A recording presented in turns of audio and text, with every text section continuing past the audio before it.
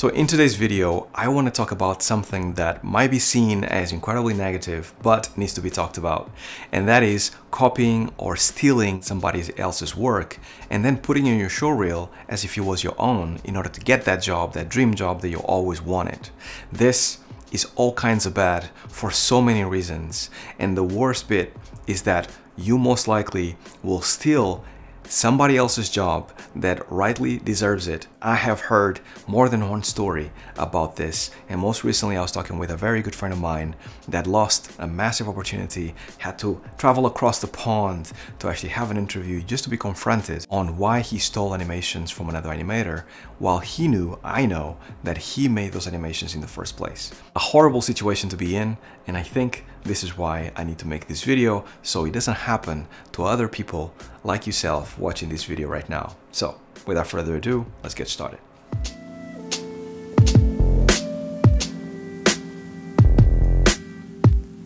Alright, welcome to this video and welcome to all the subscribers that have been subscribing to the channel as of late. Thank you so much.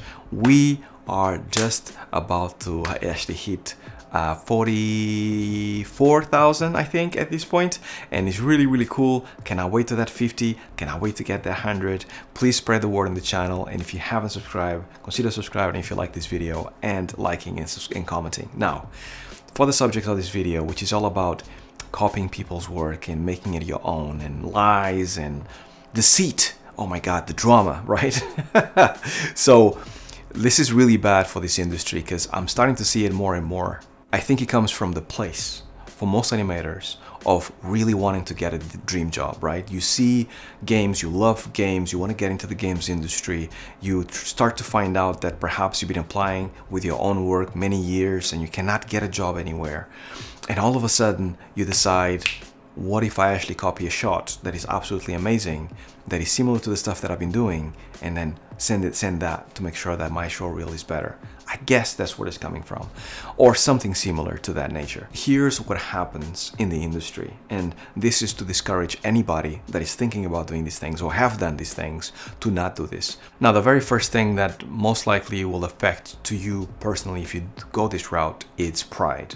How can you be proud of a work, of a showreel, that even if it has one shot that is not your own or is copied one-to-one or something like that, how can you be proud of that work? Like, this is going to be something that will eventually get found out, and most likely is going to be playing on the back of your head as you are applying for different places. Now, the more places you apply, the more problematic it becomes, because what happens on the other side when you are looking at showreels and you're looking at different people applying for work is that people like myself are always clued in on what goes on the internet, Twitter accounts, Instagram accounts, new animators coming up, best work, amazing shots, things like that, because, you know, we are curious, we are fans, we love the art form, it's amazing. If we see that you have a shot that is similar to somebody else and you know that this person has created it because you've seen it first, you know the animator is incredibly talented, you know that the animators work very well, then all of a sudden, even if the rest of your showreel is amazing, if you have this one shot that is exactly the same as I've seen before,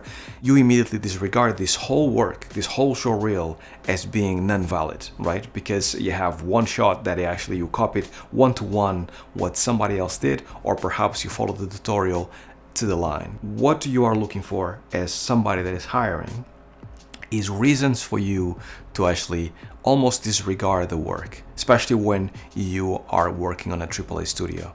And the reason why this happens, even though it sounds horrible, is because there's so many people applying for this one job in a AAA company. There's hundreds and hundreds and hundreds of people, and you have to go through hundreds and hundreds and hundreds of showreels, that you are looking for ways not to say yes, right? But when you find one showreel that is absolutely amazing, right, that you cannot say no to, that's the one that you know for sure that you need to hire this person, or you need to bring this person for an interview. So this is why, you know, in a roundabout ways, you're looking for ways to say no. So if you actually have a shot that is not good, or is not your own, is stolen or copied in some other way, this is a massive reason for me as a person that is trying to hire an animator to say no, because I have seen this somewhere else and I know it's not yours. So that's like number one. But it becomes worse because if I see your name connected with your showreel, and if I go to another company and I see again your showreel and he still has a copy shot, then it just becomes a thing about this person is a person that copies work. And I have seen quite a few of them, unfortunately, over the years, that you start recognizing names because you start to see that the work is very similar in some ways or the other. And even if they have a really original showreel, all of a sudden you start questioning this person's originality because you remember this one shot that was copied before. So you start to see how detrimental that is for you as an artist that wants to make it big in this industry. Now, another really important factor here is working hard, the knowing how hard it is to actually get to this industry. We all have been through a journey to get to here, to this point, and we all know how hard it is to get into this industry.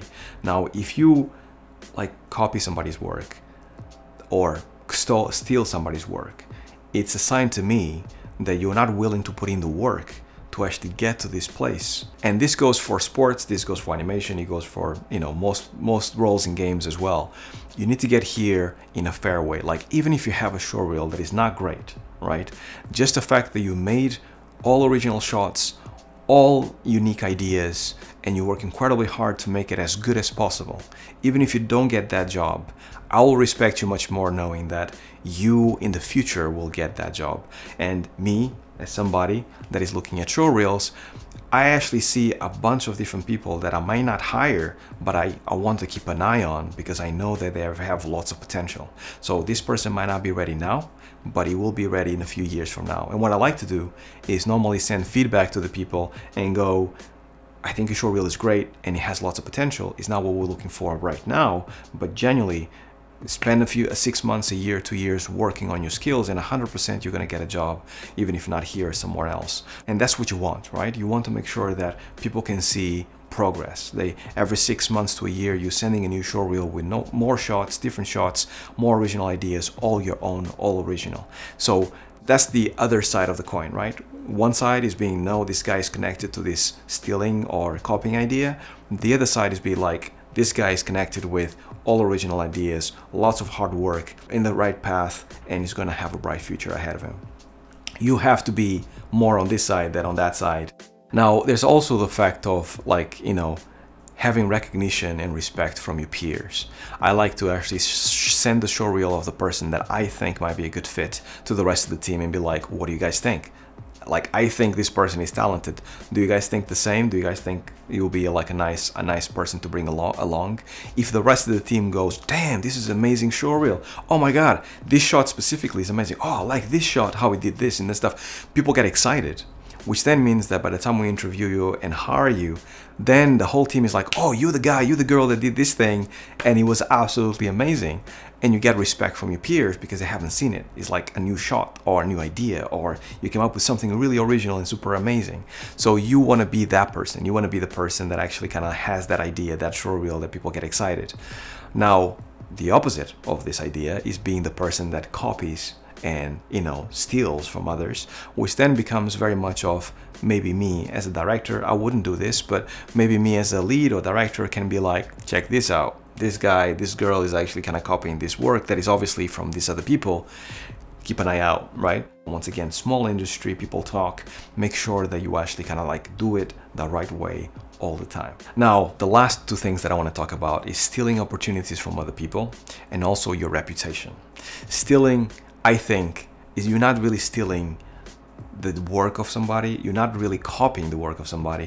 What you're really doing is actually stealing an opportunity from somebody that might have it, they should have it, and you shouldn't, right? It's very much like if you do get a job ahead of anybody else that is out there that perhaps is not known, but you actually copy the opportunity, all of a sudden you're blocking that person from getting that job ever, even though you did it with their own work. So it's really low. And I think it's very unfair for the person that actually put in the work and actually worked incredibly hard to get to where they needed to go, right? The more it happens, the less integrity the industry has. And we need to kind of keep our integrity solid so we can basically hire the right people at the right time.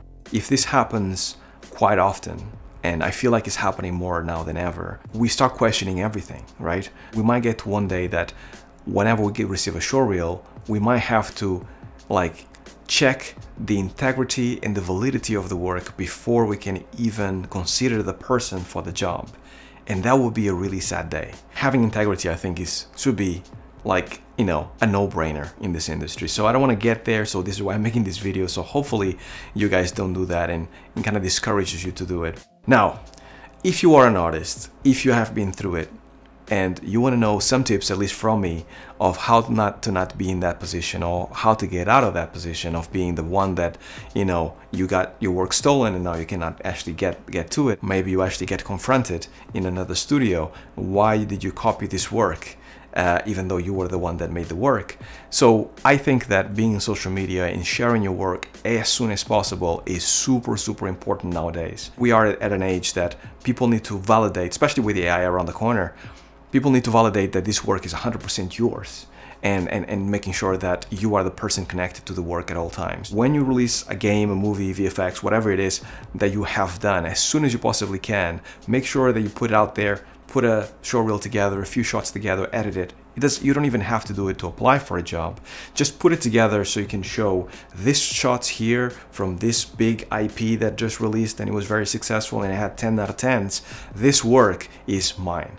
And people connect the name or the person to the work at all times. And the more times you do it, the more people start to see a style, type of work that you do. If you are in games, if you're not in games, if you are into action games, if you're in a first-person animator, third-person animator, all these other things can start happening. Cinematic animator. So you need to actually showcase your work as fast as you possibly can to make sure people know out there.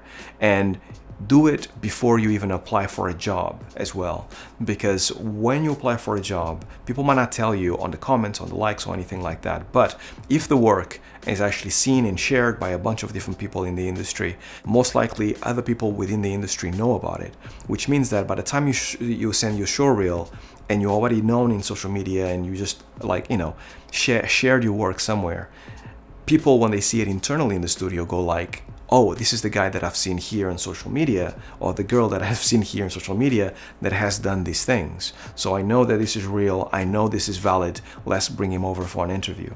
So this is why like exposing your work as soon as possible is super important. And last thing is experience. When you are more experienced than somebody else, normally that experience, depending, like if the experience is massive, 10 years versus being a junior, normally that experience equates to respect and also validity on the type of work that you do. If a junior animator comes across with an amazing, super polished short reel of in-game play animations from a AAA game, that might actually raise some questions. I'm like, has he really worked on 5 different AAA games and he hasn't really been in the industry for a year?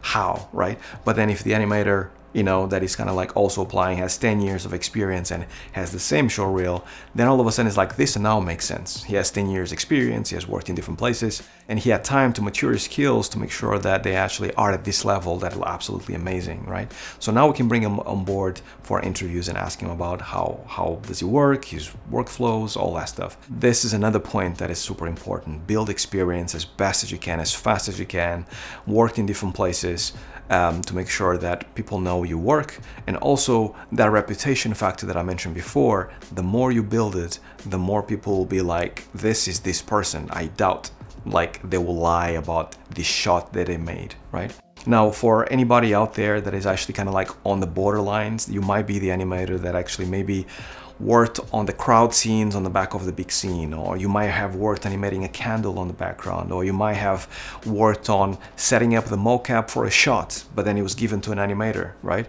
For all those animators that actually have had a saying on the shot or worked on something on the shot, but they didn't do the brunt of the work, I think the most important thing for you to do, if you decide to put a shot that actually is mostly somebody else's, but you worked on a little bit there, here and there, make sure you clarify very clearly the work that you've done. So if it's a crowd on the background, make sure that maybe you gray out everything that is in the forefront of the shot and you can just see the background in color, which is basically your work, and also add titles on the bottom saying I only animated the crowds, or only responsible for the crowd work, or anything of like that. You need to make sure that it's incredibly clear what you have done, because if the same animator that animated the stuff in the front, the main stuff, the stuff that is shiny and amazing, applies for the same job, all of a sudden there's no confusion within the studio about who did what and who came first. So you want to make sure that those things are clear, and also you get much more respect for actually being 100% real with the work that you've done. Even if you was animating a little candle in the background, you put it on your show reel because you're proud of the candle, but you said I only did the candle, nothing else. That will get you way more respect for people like me, and 100% will actually make you feel very much like, okay, you know, at least I'm being truthful here. If I get the job, I get it, but I get it for the right reasons. They know that I did a little candle in the background and they still hired me. So, you know, who's the man now? So that's kind of like the attitude, the mentality that you should have at all times. Keep it real, you know what I mean? Do your own work. Always be truthful, and make sure that you actually grind hard to get there, because it's supposed to be hard. It's not easy. If it was easy, everybody would do it, and we wouldn't be here talking about this in this channel. You need to go through the grind to find out and be ready for the industry when you finally get that job. So keep it real for the most part, and you know, that's enough for the negativity. Thank you very much for everybody that is supporting me in this channel every single month. Their names are here. They're the coolest people ever. And if you enjoyed this video, as always, like, subscribe, comment, and until the next one, I shall see you, and stay well, stay safe. Peace.